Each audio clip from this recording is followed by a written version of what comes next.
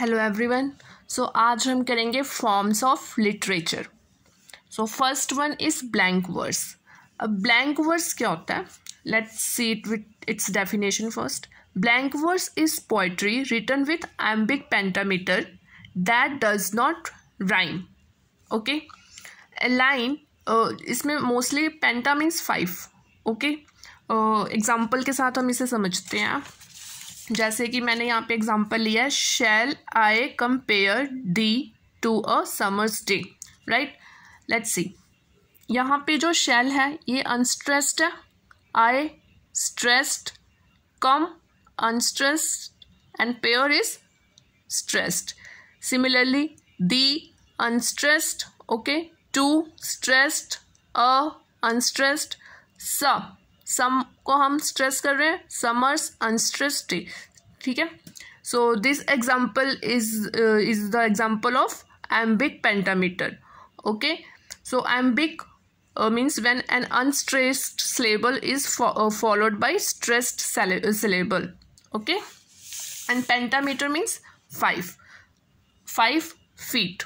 Okay, let's see, a line in which there are 10 syllables are 5 foot and each feet is followed unstressed in each feet and unstressed syllable is followed by stressed syllable, जैसे हमने अभी example दिया।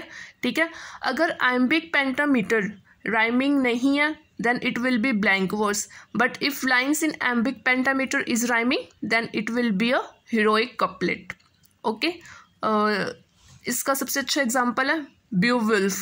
Beowulf is an example of iambic pentameter and this is the first epic poem, okay, of Anglo-Saxon period, and it is written in it is rhyming poem, so it is written in iambic pentameter with rhyming schemes, so it will be heroic couplet.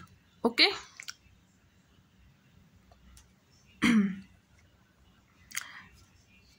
now what is free verse?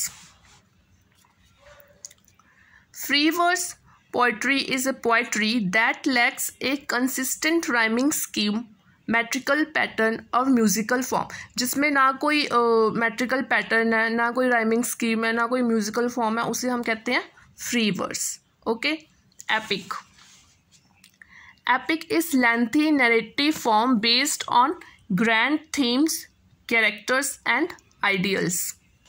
जैसे कि रामायण हो गया, महाभारत हो गया, Indian literature में ये सारे epic हैं, इनके कैरेक्टर्स भी ग्रैंड हैं. Okay, so it will be an epic. Now let's do another one, narrative poetry. Narrative poetry tells a story or narrates a story told in verse. Example, Samuel Taylor's Coleridge, The Rime of Ancient Mariners or The Rape of Lucrece. So the Rime of Ancient Mariners and Rape of Lucrece will be the example of narrative poetry. Ode mostly हम tribute देने के लिए लिखते हैं. ठीक है, और ये एंशियंट ग्रीक लिटरेचर का फॉर्म है. They were written in the form of poems composed in 3 stanza, strophe, antistrophe and epode. Okay, next one is sonnet. So sonnet is a 14-line lyrical poem concerning the topic of love. Mostly sonnet जो लिखा जाता है, it is on the topic of love and it is a 14-line lyrical poem. is originated in Italy. Now 3 popular forms of sonnet are Petrarchan, English and Spenserian. Petrarchan में कैसे है? A B B A A B B A and then C D C C D C या फिर C D E C D E C D C D C D.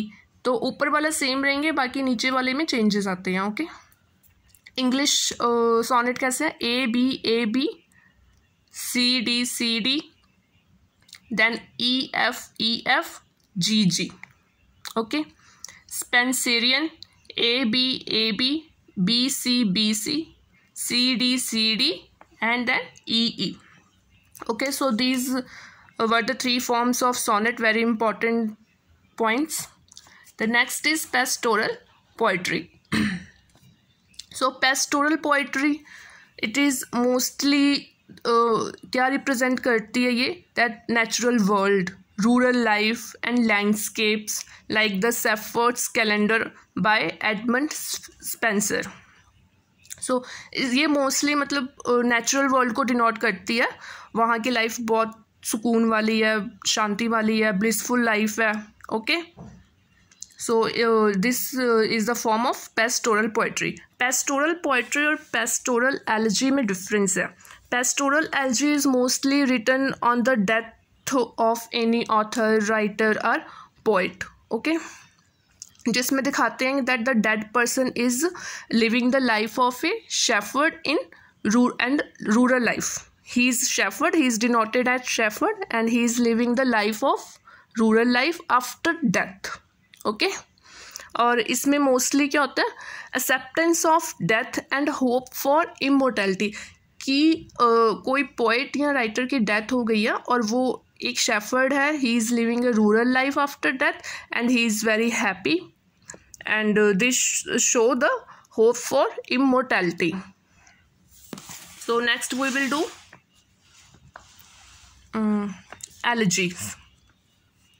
So elegies are mostly written upon someone's death. Okay, lyric poetry क्या होते हैं? Lyric poetry is जैसे sonnet है, sonnet is also form of lyric poetry. इसमें mostly feelings, emotions, musical quality, ये सारे qualities होते हैं एंड लिरिक पोइट्री में. Okay, ballad. Ballad is a narrative verse, poetic और musical rhymed quatrains like A B C B with 4 stress और 3 stress lines. Dramatic events, tragic story, love story और war. So जो ballads हैं ये पहले narrative verse में लिखा जाता है, ठीक है, म्यूजिकल फॉर्म में होता है और राइम्ड होता है. इसके मोस्टली जो थीम है वो ट्रैजिक स्टोरी होगी, लव स्टोरी होगी या कोई वॉर पे लिखा जाएगा. So ballad is also very important. Next we will do dramatic monologue. In dramatic monologue, speaker addresses to a silent listener, usually not the reader. तो इसमें स्पीकर है और वो साइलेंट लिसनर को एड्रेस कर रहा है जो कि रीडर नहीं है. Narrative as it tells a tale and reveal something of the personality of the speaker and become highly popular in the Victorian ages by such writers as Robert Browning. तो ये Victorian edges में बहुत popular हुआ था और mostly dramatic monologue किसने लिखा है? रॉबर्ट ब्राउनिंग ने लिखा है. सो ड्रामेटिक मोनोलॉग में क्या है, स्पीकर है, लिसनर्स को वो एड्रेस कर रहा है, पर जो लिसनर है वो रीडर्स नहीं है, there is a silent listener. Okay, और ये नैरेटिव फॉर्म में होता है. It's and the speaker is telling about, narrating about someone और something. Okay, so next is limerick. Limerick is just a 5-line poems consist of a single stanza. एक stanza होता है, 5-line poem होती है और इसकी राइमिंग स्कीम क्या है? A. It is mostly written on humorous poetry of low comedy. Means low comedy होती है, humorous poetry होती है. It is written in 5 lines of anapestic.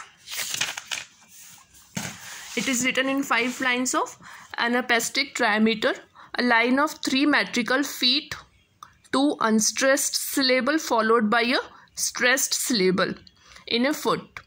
Origin is attributed to अगर हम एग्जाम्पल लें, will you come up to limerick, an Irish soldier songs of 18th century. Okay, so next we will do in next video. Thank you.